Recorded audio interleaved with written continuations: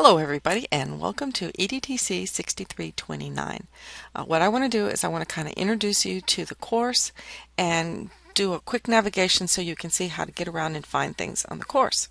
What you see before you is the opening page of your course. It's going to look more or less like your page does. I think mine looks a little bit different because I have some extra stuff in there as an instructor. So if you probably don't have the course management, but you will have this top part and the links right here.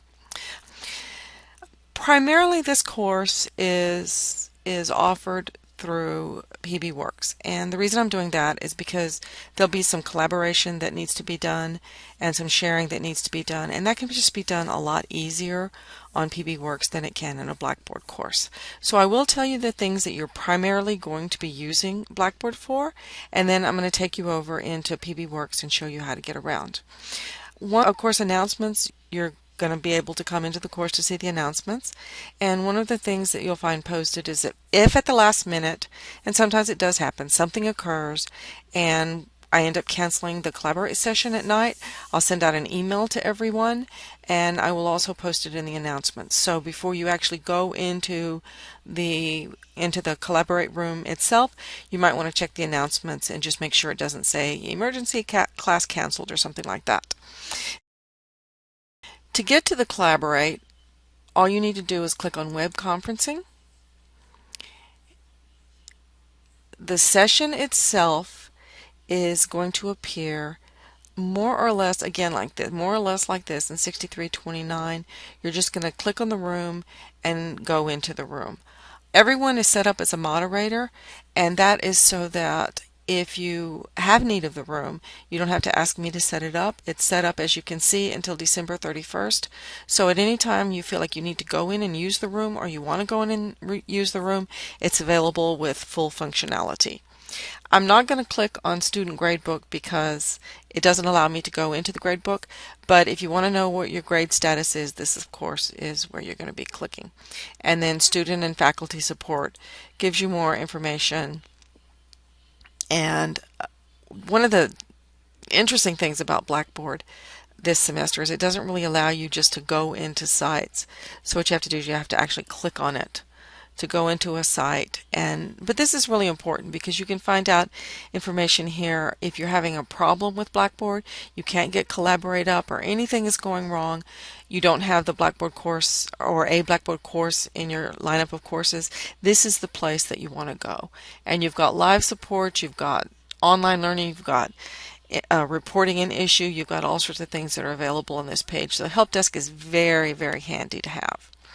Now going back into Blackboard, and as you can see, it's kind of hard to navigate because, and that's one of the reasons I don't have, there you go, I don't have everything set up in Blackboard itself. If you want to get to the syllabus, of course you're going to click on syllabus, and then you have to click again. And what this does is actually takes you into the heart of your course. This is part of the foundation that you're going to be using, and the portal to all the information and everything. So this is your syllabus, provides all the pertinent information. And let's go back to Blackboard, and I want to show you how to navigate back. And the second button that's going to be really important is your course calendar. And again, we have a double click here. And this takes you to your course calendar, which really is probably going to be the one page that you use the most in the course. In the course calendar, you have all your assignments set up week by week. And as much as possible, I have listed the key activities and links to the key activities. So what I'm going to do is show you, as you go into week 1, you'll see this format throughout the weeks. You're going to have the session planning activities, and what this does is it just kind of gives you an overview of what you're doing. Then you're going to have your readings and viewings, what it is that you need to read and look at this week. Any collaboration that you're going to have, and this is another location that you're going to see whether or not you have a Collaborate meeting this week or not. And as you can see in week 1, we will not have online discussion this week. Then as you go down, you'll see due this week, and there's a listing of all the things that you need to do. within each week are the links to get to all the things that you need to do as well. And so hopefully that helps you figure out how to navigate and how not to get lost. One of the things that I've done in each of the weeks is put the week before and the week after.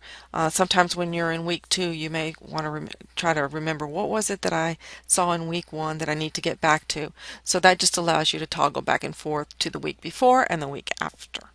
Okay, let's go back to the course calendar, and I'll show you something else that you'll notice is that when there is no meeting scheduled, it'll say no collaborate meeting this week. So if you look at week 1, there's no meeting. In week 2, we do meet. In week 3, we don't. In week 4, we do. So roughly what we're going to be doing is we're going to be meeting every other week, roughly. Sometimes I have to make changes because of things that happen in the world, and if there is a change, then I'll make every effort to go back and post it in the calendar so that you know that you are or are not meeting. The fall portal page, and you can see some people have already added content here. This is nice. What I do with this is I make it easy for you to post your projects. You don't have to wonder how you're going to be posting them. And it makes it easy for me to find your projects, because each week when I start to grade, I'm just going to go in and click on the name of the person that I want to grade, and it'll open up into their wiki page with the work and everything, and it'll allow me not to fumble around and try to find where you have your work posted. And it'll also allow you to not have to worry about where you post, because it's the same place that you're posting every week, which is in your wiki page. And also this helps you with your ePortfolio because you have all your links and all your projects all in one place. Alrighty. Also, you'll be doing some DQ hosting, and you'll be able to get a description of that more in week 1, and then you're going to be writing down when you're going to be presenting. So at the end, we're going to do some presenting of our projects. We're going to have a lot of fun doing that, and you can just, I know you don't know what you're going to be presenting or how you're going to do it, but you can just kind of get an idea. Do I want to be first or do I want to be last in the lineup, and get your name in there while you can. All right, I believe that's pretty much all there is to navigating in your course. The 2 important things to remember are that some of your course is going to be housed in Blackboard, but most of it is going to be housed in the wiki, and you'll primarily be going to each week to see what your work is for that week. We'll talk more next week, and everybody is able to meet and collaborate. I look forward to meeting all of you, and I think we are going to have an absolutely awesome semester. Thank you.